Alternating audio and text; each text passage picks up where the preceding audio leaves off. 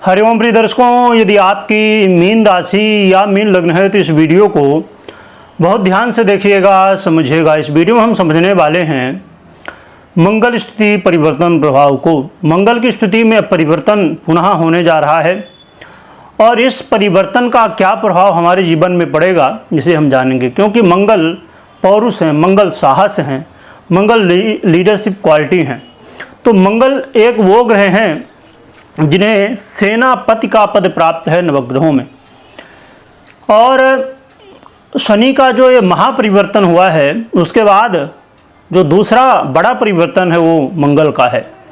और मंगल शनि के द्वारा स्थित निर्मितियों देखा जाए कि जो आप सुन रहे हैं कि दुनिया खत्म हो जाएगी 29 मार्च को शनि महाराज अपना प्रभाव उसके बाद दिखाएंगे और उसके बाद कैलेंडर ही नहीं है 2025 29 मार्च के बाद, और भी ऐसी बहुत सारी बातें। तो उन सभी स्थितियों में जो सहयोगी ग्रह हैं वो है मंगल। सभी स्थितियों में निर्मित करने में शनि के साथ साथ मंगल का बहुत बड़ा हाथ है।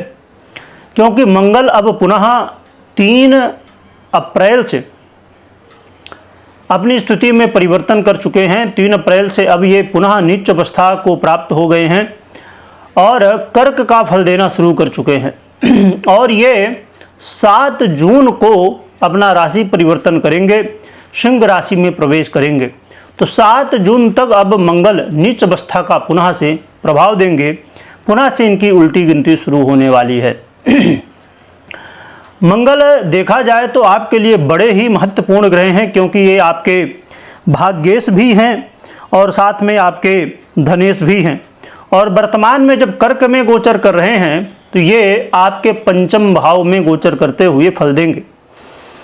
आपके अष्टम भाव को प्रभावित करेंगे, आपके आय भाव को प्रभावित करेंगे और आपके व्यय भाव को भी प्रभावित करेंगे।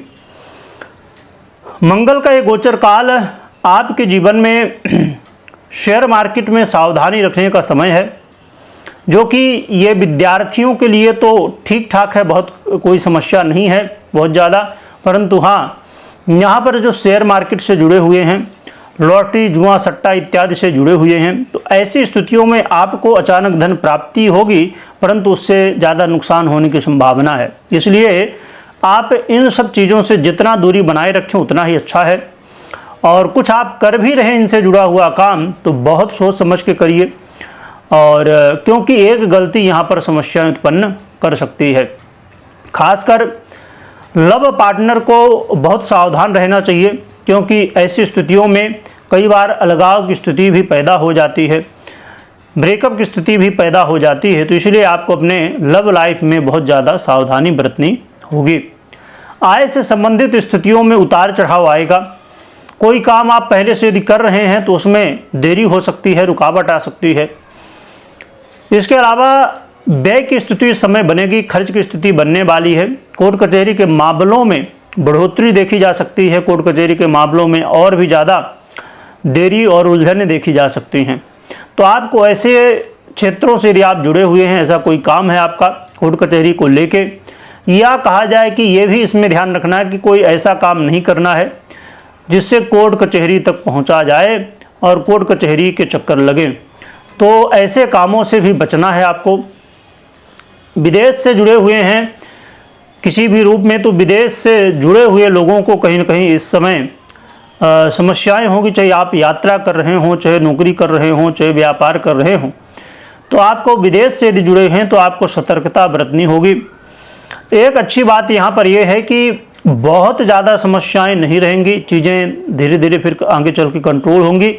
परंतु समस्याएं तो हैं ही, पहले समस्याओं को हमें देखना ही है। तो इसलिए हमें अपनी तैयारी को मजबूत रखना होगा, जिससे आने वाले समय में कोई समस्या ना हो। अपने वाणी को भी संयमित रखिएगा, किसी को कुछ कहने से पहले बहुत सोच समझ के बोलिएगा, क्योंकि कई बार वाणी के प्रभाव से समस्याएँ देखने को मिल सकती हैं। तो इसलिए इन सब क्षेत्रों में आप सावधानी बरतिए। घर परिवार में भी खुशी का माहौल बना रहे, इसका भी प्रयास करते रहिए। और बैंक बैलेंस का ध्यान रखिए, कहीं ट्रांजैक्शन कर रहे हैं तो वहाँ पर ध्यान रखिए, कोई स्कैम ना होने पाए, या कहा जाए कि धन संचय करने की भी कोशिश करिए, पैसा भी आप जो है तो अपने पास रखिए, व्यर्थ में कहीं ना देखिए, क्योंकि व्यर्थ में क्या होता है, इसमें दो तरह की चीज़ें होती हैं। व्यय का मतलब ये नहीं है कि वो कहीं ना कहीं गलत ही जाए, व्यय कई बार हम कहीं इन्वेस्ट कर रहे हैं तो वो भी हो जाता है, तो व्यय ही हो रहा है परंतु वो इन्वेस्ट हो रहा है व्यय होके, परंतु कई बार ऐसी जगह व्यय होता है जिसका कोई रिटर्न नहीं है, कोई उसका मतलब नहीं है। तो इसलिए इस चीज़ का सब ध्यान रखिएगा। और संभव है कि आने वाले ये 7 जून और अभी 3 अप्रैल के बीच में पैसे की आवश्यकता पड़ सकती है, और पैसा वगैरह आप अपने पास रख सकते हैं जिससे आवश्यकता पड़ने पर आपको काम आ सके। कई बार बैंक में भी रखा हुआ पैसा काम नहीं आता, तो इसलिए इन चीज़ों का भी आप ध्यान रखिएगा। बाकी मंगल जो कि आपके लिए कारक ग्रह हैं और आपके धनेश भी हैं, तो समस्याएं तो होंगी परंतु बहुत ज़्यादा मात्रा में नहीं। हाँ, समस्याएं तो होने ही वाली हैं परंतु उतनी नहीं जितनी अन्य ग्रह स्थितियाँ दे सकती हैं, परंतु फिर भी नीच अवस्था को ये प्राप्त ही हैं, तो इसलिए आपको सतर्क जरूर रहना है।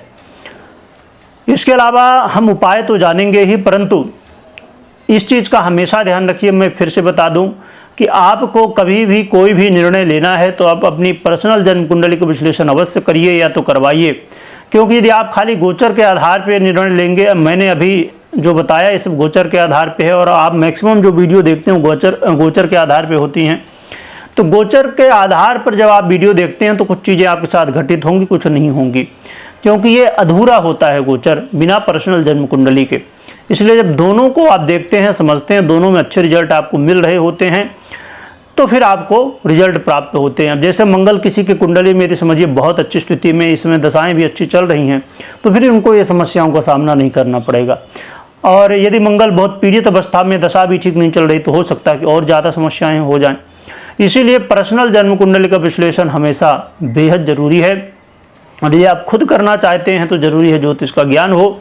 तो आप लोगों के लिए हमने एक चैनल बनाया है, चिंतामणि ज्योतिष ज्ञान, जिसमें आप जुड़ के और ज्योतिष सीख सकते हैं। यूट्यूब में अवेलेबल है, और टेलीग्राम से भी जुड़ सकते हैं, उसकी भी लिंक आपको डिस्क्रिप्शन में मिल जाएगी। टेलीग्राम में और भी महत्वपूर्ण जानकारी, चाहे ज्योतिष सीखना हो, चाहे अंक ज्योतिष हो, चाहे समुद्रिक ज्ञान हो, चाहे व्रत त्यौहार हो, और भी बहुत सारी महत्वपूर्ण जानकारियाँ आपको प्राप्त होती रहती हैं, तो आप जुड़ सकते हैं। उपाय की हम बात करें तो उपाय हनुमान जी की आराधना करिए। हनुमान जी की आराधना करने से आ रही समस्याएं दूर होंगी और हनुमान जी की कृपा से आपको सफलताएं प्राप्त होंगी।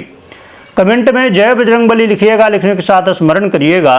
वीडियो देखने के लिए बहुत बहुत धन्यवाद।